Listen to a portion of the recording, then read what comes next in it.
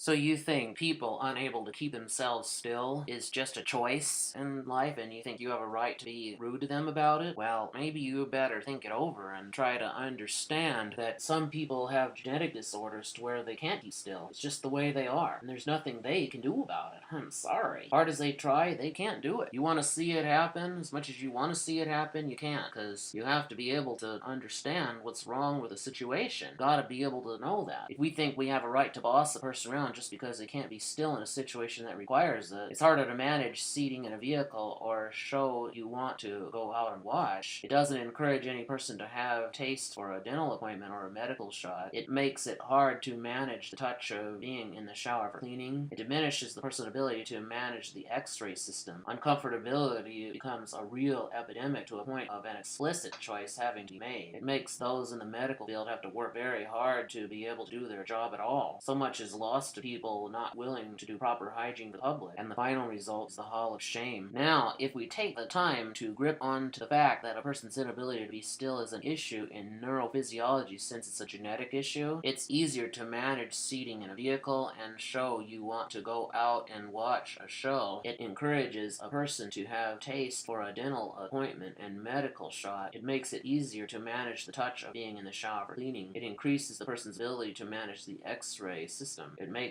a situation more comfortable to where a decision is easier to make. It makes those in the medical field have an easier time to do their job without a lot of referee. More is earned from people who are willing to do proper hygiene for the public, and you get a medal in return. But something you need to understand, if you think you have a right to nag on someone who can't be still over anything, I certainly hope you know you're wrong, because then you're just telling them to be rude to you, and believe it or doubt it, they actually have a court order to shout back at you no when you tell them that. And that means you can't respond in a resentful manner to them unless you have their permission to do so. And any time that you have a problem with doing someone with an x-ray because they have a movement situation, I think you better just do it the simple way with a genetic ability scanning ultrasound device this side, and it'll actually be able to make it easier to help get things to work out. That kind of device has a better way of handling movement than a big camera x-ray. It's possible that they don't have a genetic movement problem. They may actually be able to go through the x-ray a lot easier, whereas if they do, well, you're out of luck. But you have to be the one to kind of stop and think about this. You can't do stuff to someone just because you don't think they understand. Somebody who lies about the fact they have an involuntary movement situation couldn't understand. But if they're truthful and know that they can't, they have the right of way in what they want to say about it, and they will be agreed with on the neurophysics, and that is that.